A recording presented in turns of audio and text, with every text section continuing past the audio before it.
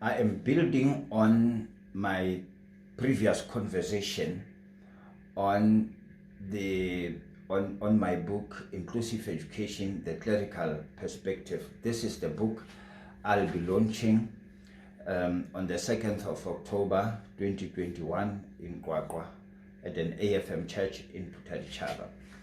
Let me start off by relating this story that upon which I really base my strong argument why I feel so strong that I have to raise my voice in a prophetic context in the church on the need to hear God's voice in helping the Department of Education in addressing the psychosocial factors that stand as a barriers on the children's endeavors to acquire education. Let me quickly speak on this, refer to the story I made in the previous conversation about the impact of rape on the girl child.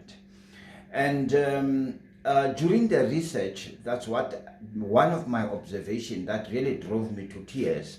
And I understood that as a pastor, it is my responsibility to ensure that I become part of the school system and I help my church and also the body of Christ and sound the alarm on the ills that are happening in our society, jump into our classroom and impact on the education of our children. Hence, we have got so many children dropping out. We are calling them the Nyaupe generation, and they end up nowhere.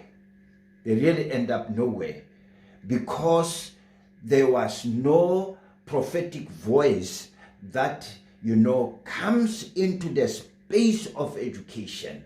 So the love of God that I spoke about in John 3:16 is what really constrains me to come closer to the church, having had time and opportunity given by God to come up with this book.